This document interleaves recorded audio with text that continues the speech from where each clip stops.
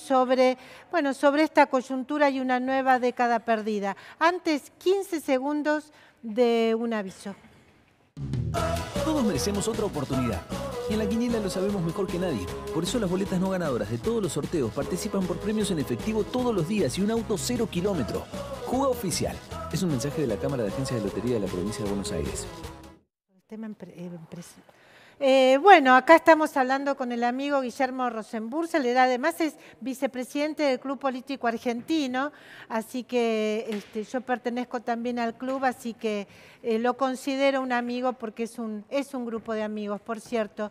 Guillermo, te estaba preguntando si quieres hacer alguna reflexión a digamos, a esta causa que conmueve al poder y donde hay tantos empresarios involucrados, empresarios que seguramente vos conocés. Algunos conozco, sí. Mira, mis reflexiones parten de la base de que no soy abogado, no soy un especialista en cuestiones jurídicas y no quiero transformarme en un opinólogo.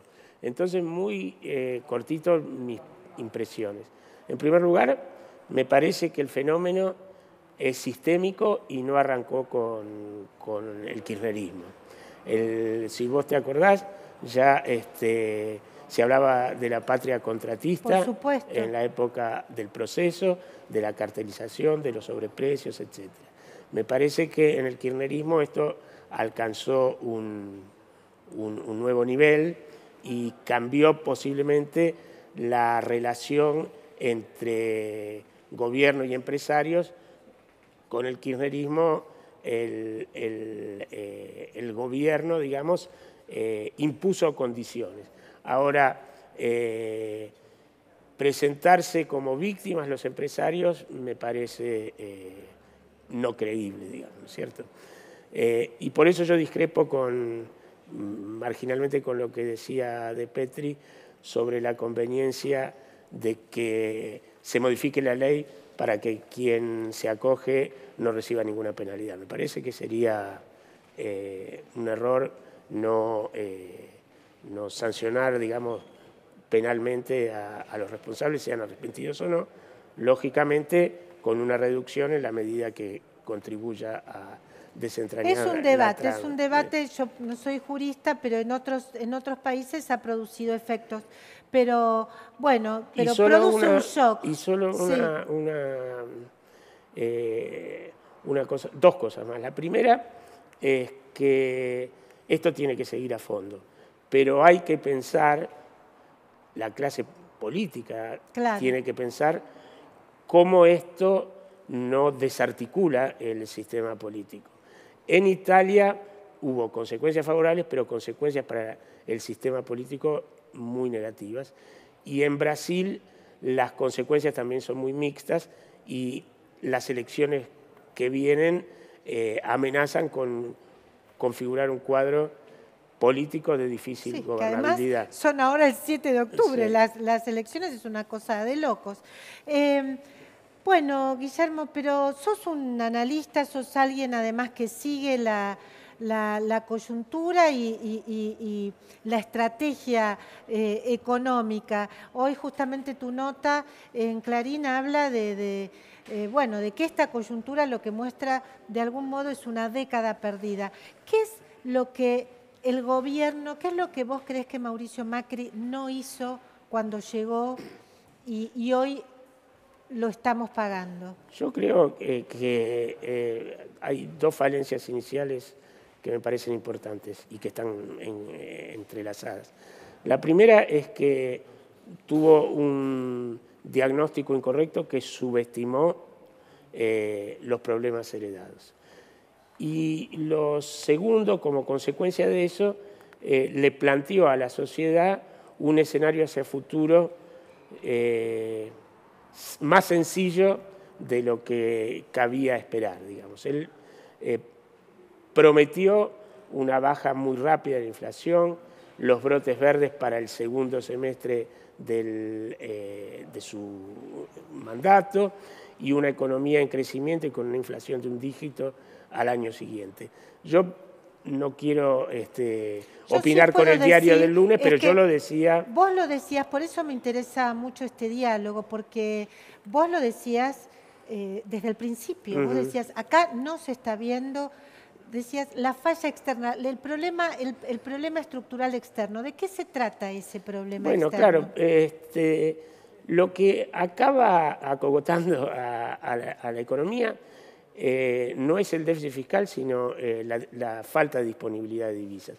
La falta de disponibilidad de divisas paraliza la importación y como nuestra actividad económica, como la mayor parte de las economías del mundo, depende críticamente de insumos importados, de cosas que acá no se producen, y no se producen por buenas razones, por una cuestión de eficiencia relativa, en función de dotaciones, de capacidades productivas diferentes. Si no se importan esos insumos, la actividad se pincha, digamos, ¿no es cierto? Que fue lo que pasó claro, en los últimos años de kirchnerismo, que se cierra la economía y eso también provoca una recesión. Exactamente, por eso. Y a eso va la expresión, digamos, de una nueva década perdida, porque si uno agarra el desempeño de la economía desde el segundo mandato de Cristina, un poquito antes, y observa su trayectoria hasta lo que ya uno puede anticipar va a ser el final del mandato de Mauricio Macri, independientemente de las simpatías que uno tenga por otro gobierno, y yo creo que fue muy nefasto, digamos, lo que pasó en el kirchnerismo, independientemente de eso, como consecuencia de problemas estructurales que nunca se atacaron y que este gobierno, de nuevo, yo creo que subestimó. Vamos a tener un producto per cápita en el 2020 equivalente o tal vez menor que el de 2011, digamos. Es dramático lo que está diciendo Guillermo Rosenburger, que vuelvo a decir, no es la primera vez que lo escucho. Realmente desde el principio hacía estos comentarios y bueno, y tal vez hubo muchos que no lo queríamos escuchar. Yo misma decía, pero será así, y sí, era así, Guillermo tenía razón. Ahora vos decís otra cosa muy interesante, Guillermo, decís, el problema no es el déficit fiscal, pero primariamente, por primariamente. supuesto. No es claro, pero hay muchos, digamos, hay toda una biblioteca de los economistas, José Luis Esper, por decir que dicen que ese es el problema central. Que es el único problema, prácticamente, dicen. Claro, que es el único problema. A ver, diferenciemos entonces sobre esa biblioteca, diferenciate. Sí, cuando vos estás haciendo, digamos, para tomar la coyuntura actual, cuando vos tenés que hacer un ajuste externo de la magnitud que tenés que realizar, cuando vos estás haciendo una devaluación en términos reales tan fuerte y eso implica un enfriamiento de la economía como consecuencia de la caída del poder adquisitivo del salario real y de muchos ingresos fijos. Cuando vos tenés una política monetaria con una tasa de interés en las nubes, eso tiene un efecto sobre el gasto privado fuertísimo, digamos, y un impacto consecuente sobre la actividad. Si sobre eso vos querés hacer un sobreajuste fiscal, cerrar el déficit fiscal de cualquier manera, a cualquier costo y lo más rápido posible, entonces lo que los economistas decimos es llevas adelante una política fiscal procíclica en vez de anticíclica como debiera serlo, digamos. Vos, en una economía que está en recesión, le apretás más aún el freno porque reducís el impulso fiscal de demanda. Cobrás más impuestos, lo que estábamos hablando ahora, eliminación de reintegros, reducción... Sí, que es la teoría Dantes-Sica, es decir, Dantes-Sica está más de acuerdo con vos. Y yo creo que sí, yo creo que es así. Digamos, lo que pasa la receta que se está usando entonces está empeorando las yo creo cosas. Yo creo que sí, por dos razones, digamos. Una, porque la negociación con el fondo, yo no sé si a quién atribuirle el resultado, digamos. La negociación con el fondo impone un ajuste rapidísimo y muy profundo.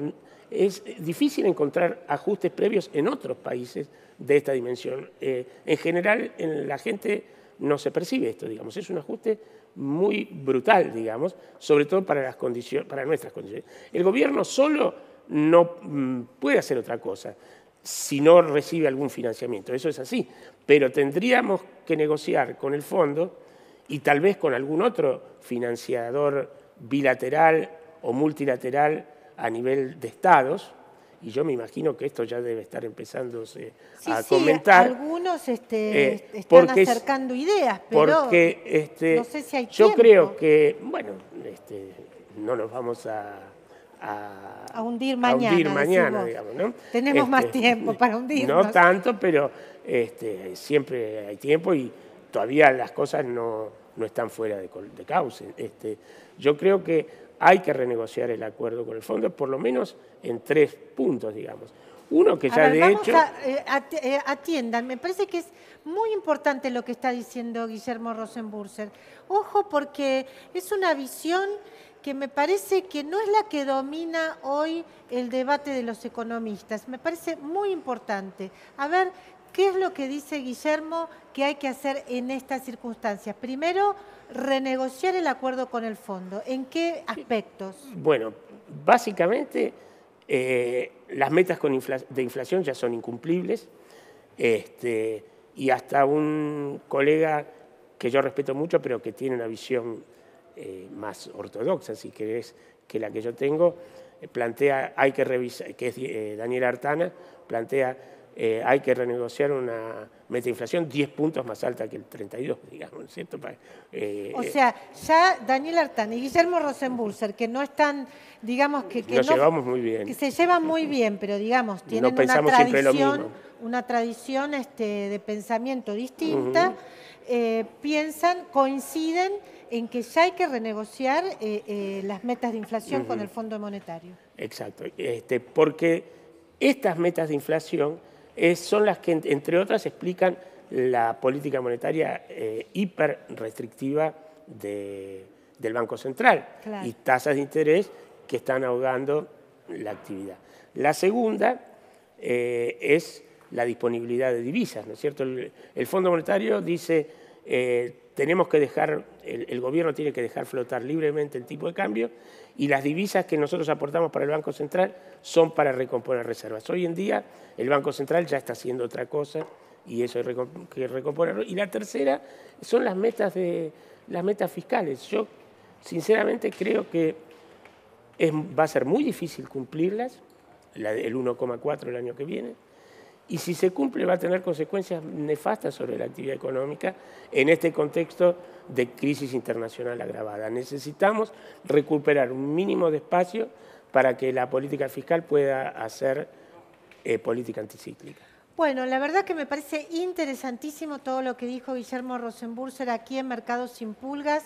Me parece que, bueno, que hay que insistir más con esta visión de las cosas, muy interesante. Gracias, Guillermo.